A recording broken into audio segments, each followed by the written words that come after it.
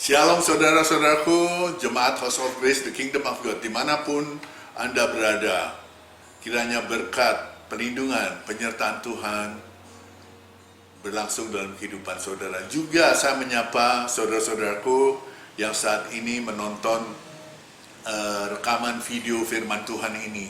Berkat yang sama kiranya melimpah dalam kehidupan saudara. Sebelum kita merenungkan firman Tuhan, mari kita sama-sama berdoa. Bapa yang kudus, Bapa yang kami kenal dalam nama Tuhan Yesus Kristus, ini kami Tuhan, anak-anak kesayangan-Mu. Kami mengucap syukur Tuhan untuk kebaikan-Mu, untuk penyertaan-Mu dalam hidup kami. Dalam masa-masa yang seperti ini, kami percaya tidak pernah sedetik pun kami ditinggalkan. Bahkan Engkau selalu ada bersama dengan kami, Engkau ada di dalam kami Bapa. Bapa, pagi ini kami ingin merenungkan sebagian dari firman-Mu. Mari nyatakan isi hati-Mu bagi kami Bapa, sehingga kami boleh lebih lagi mengerti apa yang menjadi mau-Mu dalam hidup kami. Terima kasih Bapa, terima kasih Tuhan Yesus. Berbicaralah, kami akan mendengar. Di dalam nama Tuhan Yesus Kristus, kami sudah berdoa mengucap syukur. Yang percaya katakan, amin. Nah, saudara-saudaraku, hari ini kita merayakan hari pencurahan Roh Kudus, yaitu hari Pentakosta, hari yang ke-50, ya. 10 hari setelah Tuhan Yesus naik ke sorga, Dia mencurahkan rohnya, Dia mencurahkan sesuai dengan janjinya. Nah, saudara-saudaraku, ada banyak pengertian yang kurang tepat mengenai identitas Roh Kudus ini. Ada beberapa orang yang menganggap Roh Kudus itu adalah sebagai suatu kuasa mistik, atau ada yang juga mengatakan bahwa Roh Kudus adalah semacam kuasa yang Elohim berikan kepada para pengikut Kristus. Sebab itu saudaraku, mari kita sama-sama belajar siapakah Roh Kudus itu, sehingga kita tidak disesatkan oleh pengajaran-pengajaran yang kurang tepat. Saya tidak katakan tidak benar, mungkin kurang tepat, yang diajarkan oleh segelintir orang tanpa diikuti dengan pengetahuan firman Tuhan yang baik, sehingga pengajaran itu menjadi melenceng alias ngaco, ya. Nah, saudaraku, siapakah Roh Kudus itu? Secara sederhana, Alkitab mengatakan bahwa Roh Kudus adalah Elohim. Roh Kudus itu adalah pribadi Elohim yang ketiga. Firman Tuhan juga menyatakan bahwa Roh Kudus adalah sebuah pribadi yang memiliki akal budi, memiliki perasaan, dan juga memiliki kehendak. Fakta tersebut dapat kita lihat dan dibuktikan. Roh Kudus memiliki akal budi. Rasul Paulus katakan di 1 Korintus 2 ayat yang 10 dikatakan begini, karena kepada kita Elohim telah menyatakannya oleh Roh, sebab Roh menyelidiki segala sesuatu, bahkan hal-hal yang tersembunyi dalam diri Elohim. Saudaraku, Roh Kudus itu memiliki akal budi. Dia menyelidiki hal-hal yang tersembunyi dalam diri Elohim. Tetapi juga Roh Kudus memiliki perasaan. Itu sebabnya Rasul Paulus tuliskan dalam Efesus pasal 4 ayat yang ke-30 dikatakan, janganlah kamu mendukakan Roh Kudus.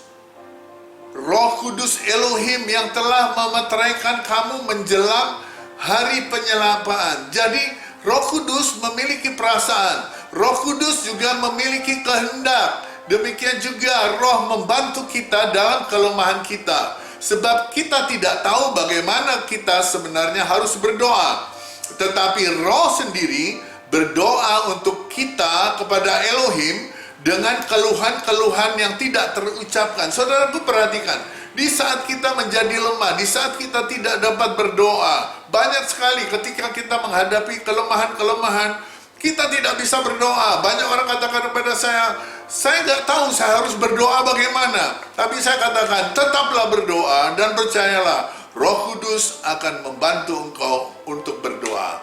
Roh Kudus akan berdoa kepada Elohim untuk kita. Haleluya. Jadi saudaraku, Roh Kudus itu adalah Roh Elohim dan juga Roh Kristus.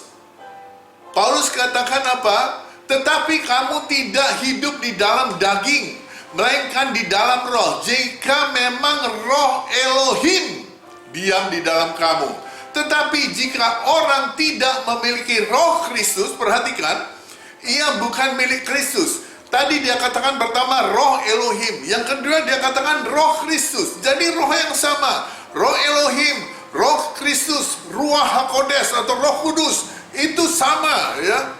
Itu adalah Elohim sendiri.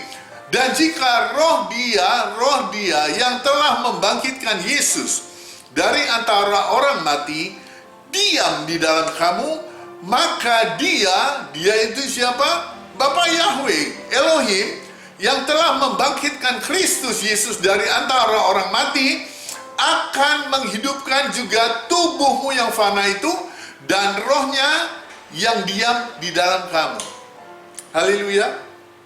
Jadi saudaraku, kita harus tahu bahwa Bapa Yahweh, Yeshua HaMashiach, Ruach HaKodes, itu adalah Elohim sendiri. Saya lebih cenderung memanggil Tuhan kita Bapa Yahweh atau Elohim, sesuai dengan namanya. Dia adalah Tuhan Abraham, Tuhan Ishak, Tuhan Yakub, ya. Elohim Abraham, Elohim Ishak, Elohim Yakub. Mereka ini adalah orang-orang Yahudi. Mereka adalah orang Israel. Jadi Tuhan kita adalah Tuhan orang Yahudi juga, orang Israel, yang mereka sebut dengan nama Elohim, Yahweh, Adonai. Itu bukan nama lain. Kalau misalnya nama Anda, nama saya Andre, saya dipanggil Ali, saya nggak mau, saudaraku. Amin. Nah, kata Tuhan yang pertama kali disebut dalam Alkitab itu adalah pada kitab Kejadian pasal 1 ayat 1. Dikatakan di sana, pada mulanya Elohim menciptakan langit dan bumi. Dalam bahasa Yahudi, bahasa Ibrani dikatakan, Bereshit bara Elohim et hasyamayim fe et haaretz. Itu dikatakan Elohim, bukan nama lain, tapi Elohim. Mereka adalah satu, dan juga diteguhkan oleh firman Tuhan di kitab Ulangan. Dikatakan begini, Shema Yisrael, Adonai Eloheinu, Adonai Echad. Tuhan itu Elohim, Tuhan itu Esa. Jadi saudaraku, dengar hai Israel, dikatakan dengar hai Israel, Tuhan itu Elohim, Tuhan itu Esa. Jadi Bapa Yahweh, Yeshua HaMashiach, Ruach HaKodes itu satu atau Esa. Nah, kembali kepada Roh Kudus. Dikatakan oleh Petrus bahwa jika engkau mendustai Roh Kudus, perhatikan, jika engkau mendustai Roh Kudus, itu berarti engkau mendustai Elohim. Ingat peristiwa Petrus dengan Ananias? Kita baca saja ya. Kisah Rasul pasal yang ke-5 ayat yang ke-3. Tetapi Petrus berkata, Ananias, mengapa hatimu dikuasai iblis, sehingga engkau mendustai Roh Kudus dan menahan sebagian dari hasil penjualan tanah itu? Ayat yang keempat, selama tanah itu tidak dijual, bukankah itu tetap kepunyaanmu? Dan setelah dijual, bukankah hasilnya itu tetap dalam kuasamu? Mengapa engkau merencanakan perbuatan itu dalam hatimu? Engkau bukan mendustai manusia, tetapi mendustai Elohim. Engkau mendustai Roh Kudus, berarti mendustai Elohim. Saudaraku, Roh Kudus memiliki atribut atau karakteristik Elohim. Dia itu adalah Allah Elohim yang maha hadir. Dia adalah Yeshua HaMashiach. Dia adalah Ruach HaKodes sendiri. Dikatakan dalam satu firman Tuhan yang dinyanyikan oleh Daud, dikatakan di sana, kemanakah aku dapat pergi menjauhi rohmu? Kemanakah aku dapat lari dari hadapanmu?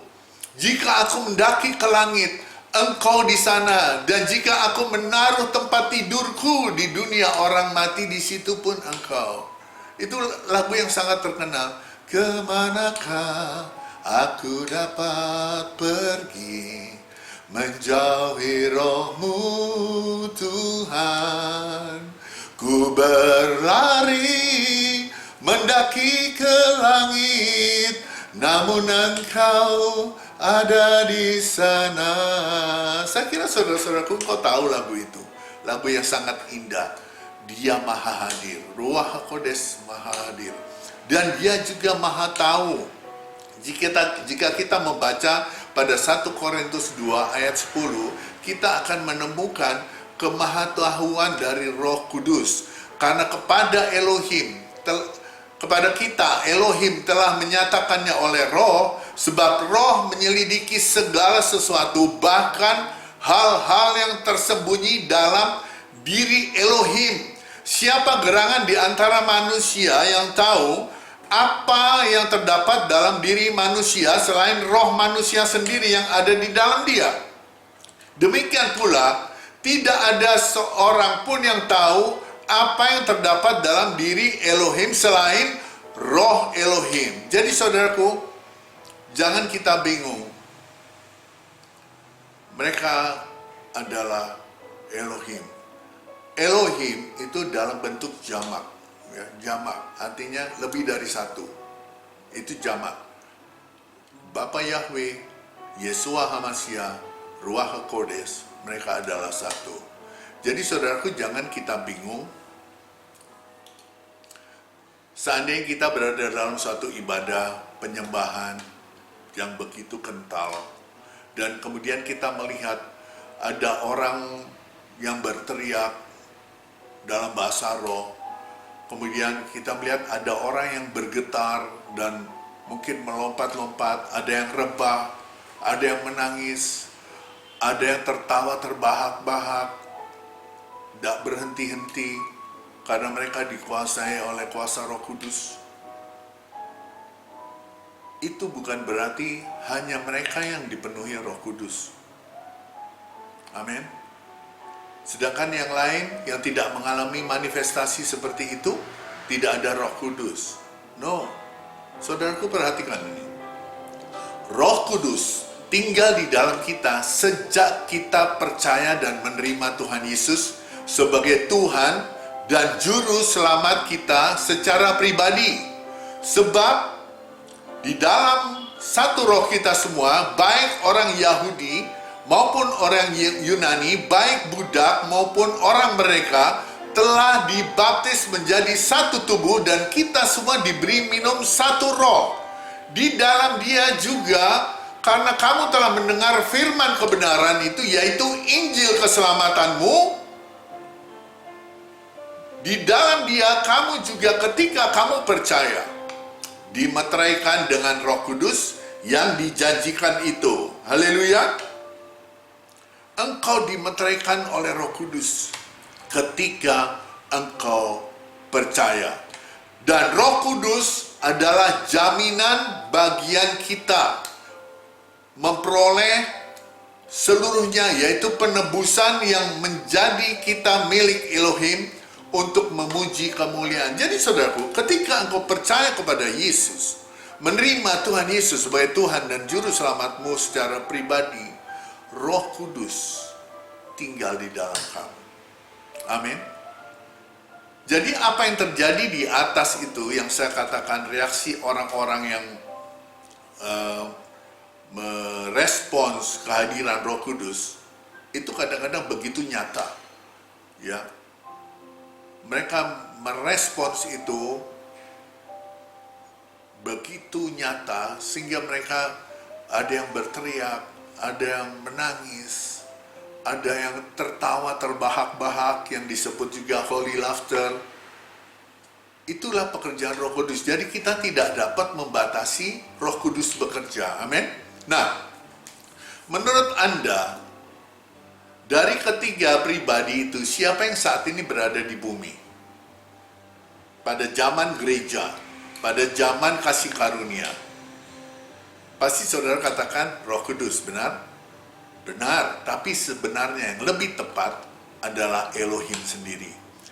Yahweh, Yeshua HaMashiach dan Ruach HaKodes ada bersama kita melalui pribadi Roh Kudus. Haleluya. Saudaraku, jangan bingung. Jangan Anda berpikir kalau kita misalnya fokus hanya kepada Kristus, maka Roh Kudus berduka atau bersedih. Atau kalau kita fokus hanya kepada Bapa Yahweh, kemudian Yesus akan bersedih. No, sudah saya jelaskan tadi di atas bahwa Bapa Yahweh, Yeshua HaMashiach dan Ruach HaKodes itu adalah satu. Jadi saat kita berseru kepada Yesus, maka itu berarti kita berseru kepada 3 in 1. Bapa Yahweh HaMashiach, Yeshua HaMashiach, Ruach HaKodes, itu Elohim sendiri. Haleluya. Saudaraku, tahukah Anda bahwa Roh Kudus sangat mengasihi Anda? Sebagaimana Bapa dan Yesus mengasihi Anda, karena mereka itu adalah pribadi yang sama, yang memiliki karakter yang sama. Itu sebabnya dikatakan Elohim adalah kasih. Jadi Ruach HaKodes atau Roh Kudus itu sangat mengasihi Anda. Haleluya. Memang sukar bagi yang diciptakan, kita yang diciptakan untuk menjabarkan penciptanya. Amin. Tapi jelas dikatakan oleh Petrus bahwa Roh Kudus itu sangat mengasihi engkau. Haleluya. Kita baca dari Roma 15 ayat 30. Tetapi demi Kristus Tuhan kita dan demi kasih Roh, aku menasihat kamu saudara-saudara untuk bergumul bersama-sama dengan aku dalam doa kepada Elohim untuk aku. Dikatakan dalam terjemahan bahasa Indonesia dikatakan demi Kristus Tuhan kita dan demi kasih Roh. Sebenarnya terjemahan yang lebih tepat dalam New King James Version dikatakan bukan demi kasih Roh, tapi melalui kasih dari Roh Kudus, through the love of the Spirit.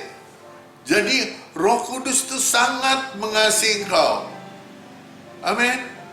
Roh Kudus sangat mengasihi engkau, sebagaimana Yesus, Elohim mengasihi engkau, demikian juga Roh Kudus mengasihi engkau.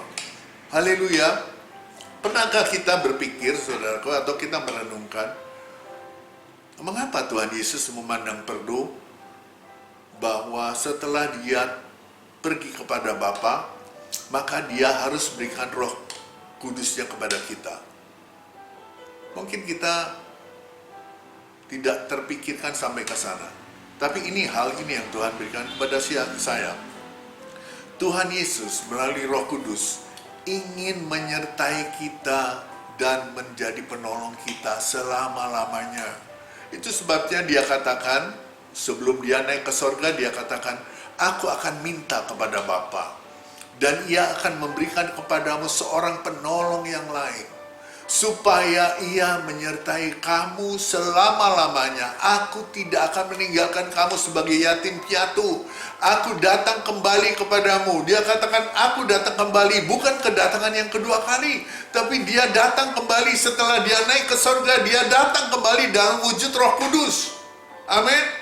Untuk menyertai kita selama-lamanya, karena dia sangat mengasihi engkau. Dia sangat mengasihi kita.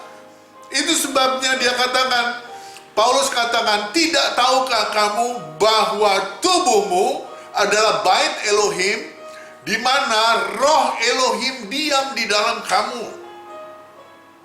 Dia ingin tinggal di dalam kita, dia ingin menyertai hidup kita. Amin. Sebab apa, saudaraku? Kita sudah dibeli dengan darah yang amat sangat mahal. Dia ingin selalu bersama kita, menyertai kita, memimpin kita. Dia ingin tinggal di dalam kita. Dikatakan to dwell. Dalam bahasa aslinya disebut oikeo. Artinya menempati, tinggal, bertabernakel di dalam kita. Itulah keinginan Tuhan. Kenapa? Karena dia sangat mengasihi kita. Dia ingin juga dia dapat membimbing dan mengajar. Jadi Roh Kudus akan selalu membimbing dan mengajar kita. Yohanes 14 ayat 26 katakan, Roh Kudus yang akan diutus oleh Bapa dalam namaku, dialah yang akan mengajarkan segala sesuatu kepadamu dan akan mengingatkan kamu akan semua yang telah kukatakan kepadamu. Jadi Tuhan tidak tinggalkan kita sendiri. Tuhan ingin dia selalu ada di dalam kita dan mengingatkan kita apa yang sudah Yesus katakan kepada kita. Engkau sudah dibenarkan oleh darah Kristus. Dan itu dia selalu ingin mengingatkan kita ketika kita merasa bahwa aku tidak layak di hadapan Bapa. Saudaraku, jangan menghakimi posisimu melalui perbuatanmu. Tapi hakimilah perbuatanmu melalui posisimu. Engkau sudah dibenarkan oleh darah Kristus. Tidak ada yang salah dalam hidupmu. Engkau dikuduskan sekali untuk selama-lamanya. Amin. Roh Kudus ingin selalu mengingatkan kita. Yang ketiga, Roh Kudus juga membantu kita untuk berdoa ketika kita mengalami kelemahan-kelemahan. Tadi sudah dikatakan dalam Roma bahwa Roh membantu kita dalam kelemahan kita, berdoa untuk kita dengan keluhan-keluhan yang tidak terucapkan. Roh Kudus membantu kita. Roh Kudus juga menginsyafkan kita akan dosa. Saudaraku, Tuhan Yesus tahu kita masih hidup di dalam tubuh yang lemah ini, dan kadang-kadang kita tergoda untuk melakukan sesuatu kesalahan. Dan Roh Kudus selalu menginsyafkan kita akan dosa. Kita baca di Yohanes pasal 16 ayat yang ke-7 dikatakan begini. Namun benar yang kukatakan ini kepadamu adalah lebih berguna bagi kamu jika aku pergi. Sebab jikalau aku tidak pergi, penghibur itu tidak akan datang kepadamu. Tetapi jikalau aku pergi, aku akan mengutus dia kepadamu. Dan kalau ia datang, ia akan menginsyafkan dunia akan dosa, kebenaran, dan penghakiman. Jadi saudaraku, ketika Roh Kudus ada di dalam kita, dia akan selalu mengingatkan kita, mengajar kita, dan menginsyafkan, memberitahu kepada kita, hei, hati-hati, itu adalah dosa, itu tidak benar. Karena apa? Saudaraku, Roh Kudus ingin kita sempurna di hadapan Bapa, sebagaimana Bapa adalah sempurna adanya. Haleluya. Engkau tidak akan pernah bisa hidup kudus tanpa Roh Kudus. Engkau tidak pernah dapat hidup kudus tanpa Kristus di dalammu, tanpa Elohim di dalammu. Haleluya. Sebab apa? Roh Kudus menjadikan kita manusia baru yang selalu diperbaharui di dalam Kristus. Ketika kau menerima Yesus sebagai Tuhan dan Juru Selamatmu, dikatakan, siapa di dalam Kristus, dia adalah ciptaan baru. Engkau menjadi ciptaan baru. Tapi saudaraku, engkau masih hidup di dalam daging ini. Itu sebabnya Roh Kudus dicurahkan kepadamu untuk memperbarui hidup kita setiap hari senantiasa. Amin. Supaya apa? Supaya kita menjadi manusia baru. Kita tidak lagi tergoda dengan hal-hal yang jahat. Itu maksudnya. Nah, kita akan baca dari Injil, dari suratan Paulus kepada Titus, pasal 3 ayat 5, ya, dikatakan di sana, pada waktu itu dia telah menyelamatkan kita bukan karena perbuatan baik yang kita lakukan. Engkau diselamatkan bukan karena perbuatan baik yang kau lakukan, tetapi karena anugerah, karena rahmatnya, oleh pemandian kelahiran kembali, dan oleh pembaharuan yang dikerjakan oleh Roh Kudus. Jadi Roh Kudus mengerjakan pembaruan hidup kita senantiasa. Itu sebabnya Yesus tidak ingin tinggalkan kita yatim piatu. Dia ingin kita hidup tidak bercacat celah oleh kuasa Roh Kudus. Amin. Roh Kudus juga memberi kuasa kepada kita menjadi anak dan menjadi milik Kristus. Itu yang dikatakan oleh Paulus di 2 Korintus 1 ayat ke-22 dikatakan,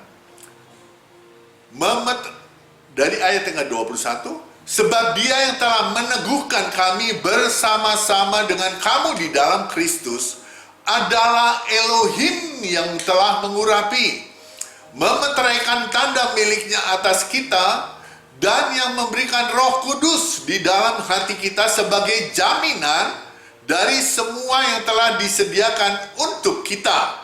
Dan Roh Kudus itu adalah jaminan bagian kita sampai kita memperoleh seluruhnya, yaitu penebusan yang menjadikan kita milik Elohim untuk memuji kemuliaannya. Tetapi kamu tidak dalam daging, dikatakan oleh Rasul Paulus, melainkan kamu di dalam roh, hidupmu di dalam roh. Jika memang roh Elohim diam di dalam kamu, tetapi jika orang tidak memiliki roh Kristus, dia bukan milik Kristus. Puji nama Tuhan, engkau dibenarkan, dikuduskan, dan Tuhan kirimkan Roh Kudus untuk menyertai hidup kita. Haleluya. Yang terakhir, mengapa Tuhan memberikan Roh Kudusnya dalam hidup kita? Supaya kita menerima karunia-karunia Roh Kudus. Jadi saudaraku, kita yang sudah menerima Roh Kudus, firman Tuhan katakan bahwa kita juga akan menerima karunia-karunia Roh Kudus, yaitu suatu kemampuan yang Elohim berikan bagi orang percaya untuk kepentingan pelayanan. Dan setiap orang percaya, setidaknya dia akan memperoleh satu karunia roh, di mana tujuannya adalah untuk membangun gereja, membangun orang percaya. Amin. 1 Petrus 4 ayat 10 katakan begini, layanilah seorang yang akan yang lain sesuai dengan karunia yang telah diperoleh tiap-tiap orang sebagai pengurus yang baik dari kasih karunia Elohim. Jika ada orang yang berbicara, baiklah ia berbicara sebagai seorang yang melayani, yang menyampaikan firman Elohim. Jika ada orang yang melayani, baiklah ia melakukannya dengan kekuatan yang dianugerahkan Elohim, supaya Elohim dimuliakan dalam segala sesuatu, karena Yesus Kristus ialah yang empunya kemuliaan dan kuasa sampai selama-lamanya. Amin. Nah, saudaraku, Tuhan berikan Roh Kudus agar engkau memperoleh karunia-karunia Roh Kudus. Itu sebabnya Yesus katakan, tetapi kamu akan menerima kuasa kalau Roh Kudus turun atas kamu, dan kamu akan menjadi saksiku di Yerusalem, di seluruh Yudea dan Samaria, bahkan sampai ke ujung bumi. Saudaraku, perhatikan, ketika engkau dibenarkan, engkau dikuduskan oleh Kristus, Roh Kudus ada di dalammu. Ketika Roh Kudus ada di dalammu, maka pribadi yang terlihat bukan lagi pribadimu, tetapi pribadi Roh Kudus, pribadi Elohim, pribadi Yesus. Yang dulunya kita hidup di bawah kuk dosa, perhambaan dosa, engkau diambil, ditebus dengan harga yang mahal. Engkau menjadi milik Kristus dan engkau menjadi hamba Kristus. Amin. Menjadi anak yang sangat dikasihi Bapa. Itu sebabnya Yesus sangat mengasihimu dan mengirimkan Roh Kudusnya kepadamu, sehingga engkau menjadi manusia baru setiap saat. Orang melihat di dalam pribadimu, bukan pribadimu yang lama, tapi pribadimu yang baru, yang penuh dengan kasih, penuh dengan kemurahan dari Roh Kudus. Amin. Haleluya. Saudara-saudaraku, pemberitaan ini, renungan ini, saya akan bagi dalam 2 atau 3 session. Karena kalau saya jadikan satu akan menjadi sangat panjang. Tapi saudaraku, percayalah, berdoa, katakan kepada Roh Kudus, berikan aku karunia-Mu, sehingga aku boleh menjadi saksimu, memberitakan Injil, bukan berkhotbah saudaraku, tapi engkau menjadi kitab yang terbuka, engkau menjadi pribadi yang mencerminkan Yesus, dimanapun engkau berada, engkau menjadi terangnya, engkau menjadi kemuliaan bagi nama Tuhan, bukan menjadi hal-hal yang tidak menyenangkan, tetapi justru membuat nama Tuhan dipermuliakan di dalam kehidupanmu. Amin, haleluya. Tuhan Yesus memberkati. Mari kita berdoa. Bapa, kami bersyukur untuk kasih-Mu yang begitu besar. Terima kasih Tuhan untuk isi hati-Mu. Biarlah Tuhan, Roh Kudus yang ada di dalamku menjabarkan lebih jauh tentang isi hati-Mu, sehingga kami boleh lebih lagi mengerti kehendak-Mu dalam hidup kami. Terima kasih Tuhan Yesus. Terima kasih Roh Kudus. Terima kasih Elohim. Dalam nama Tuhan Yesus Kristus, kami sudah berdoa dan mengucap syukur. Yang percaya katakan, amin. Saudara-saudaraku, jika Anda merasa diberkati oleh firman Tuhan ini, jangan lupa bagikan, share video ini untuk saudara-saudara seiman, teman-teman Anda yang lain, sehingga mereka pun boleh menerima berkat. Juga jangan lupa tekan subscribe, agar Anda dapat menerima video-video firman Tuhan yang akan datang. Tuhan Yesus memberkati. Shalom.